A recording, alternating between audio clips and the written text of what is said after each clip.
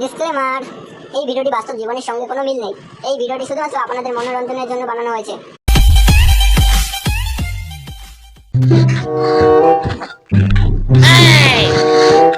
আজ কি রোদ পড়ছে রে ভাই, চ একটু ছামায় যাই, পানি টানি খাইবি। তোর ভাই চ, সারা জীবনে তো কাজ কাম আছে, চলো একটু সময় দিই, পানি টানি খেয়ে। হ্যাঁ চ।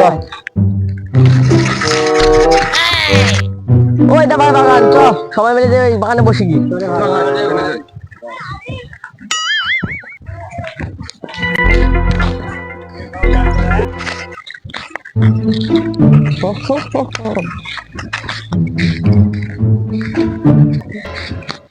বাবুর কোথায় বসা যায় রে? ওইটা ওইখানে গৃহস্থ আছে, চলো ওখানে বসা যাক।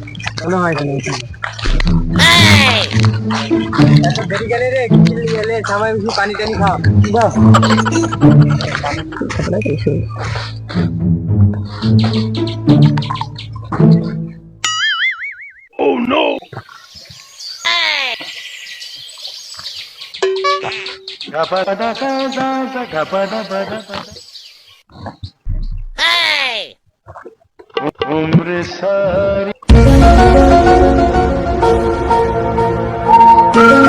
ভাই তোমার জমির তো কাজ শেষ।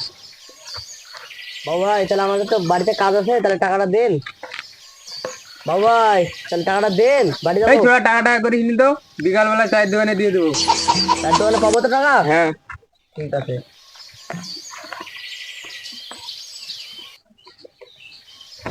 তাহলে একটা কথা বললো, হ্যাঁ বলো। তোর ছেলের বয়স তো অনেক হয়ে গেল, মনের বিয়ে দিবিনি? কি বলে সোহেল ভাই, আর ছেলেকে বিয়ে দেয়, টাকা কোনের মেশিন পেয়ে গেছে। ঠিক বলি। ওই তুই কি বলছিস রে, আমি কি ছেলের বিয়ে দিতে পারবো না? কত রাখছিস কেন? তাহলে ছেলের বিয়ে টাকা দে না, তাহলে লোকে কিছু বলবে না।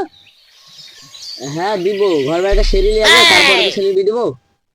ঠিক আছে, বিকালে চায়ের দোকান ঘরের সাথে কথা হবে। ঠিক আছে, অনেকক্ষণ তো হইলো বসা, চল বাড়ির দিকে আগাই।